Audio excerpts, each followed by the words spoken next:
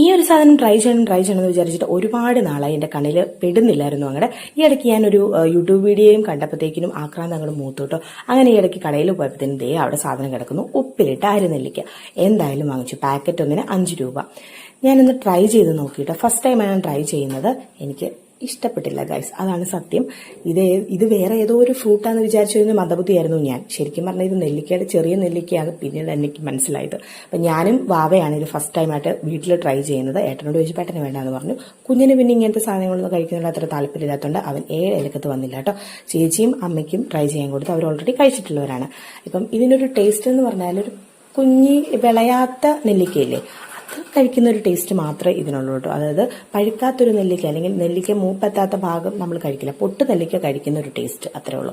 എനിക്ക് വാങ്ങിച്ച് കഴിച്ചപ്പോഴത്തേക്കും അതിന്റെ കൊതിയും മതിയൊക്കെ തീർന്നു ഗൈസ്. വാവയ്ക്ക് പിന്നെ ഇങ്ങനെ ഉപ്പിലിട്ടതും പുളിയും എരിവും ഒക്കെ കഴിക്കാൻ ഇഷ്ടമുള്ളതുകൊണ്ട് അവന് നല്ലതായിട്ട് ഇഷ്ടപ്പെട്ടു. അവൻ നന്നായിട്ട് എൻജോയ് ചെയ്ത് കഴിക്കുന്നുണ്ടായിരുന്നു കേട്ടോ. ഇടയ്ക്കിടയ്ക്ക് ഒരു പ്രത്യേക എക്സ്പ്രഷൻസും അവൻ ഇടുന്നുണ്ടായിരുന്നു. എങ്കിലും അവന് നന്നായിട്ട് ഇഷ്ടപ്പെടുന്നു എനിക്ക് മനസ്സിലായി കേട്ടോ. അപ്പോൾ എന്റെ വീഡിയോ കാണുന്നവർ ആരെങ്കിലും അരനെല്ലിക്ക കഴിച്ചിട്ടുള്ളവരാണെങ്കിൽ കമന്റ് ചെയ്യാൻ മറക്കല്ല. പഴയ തൊട്ടിട്ട്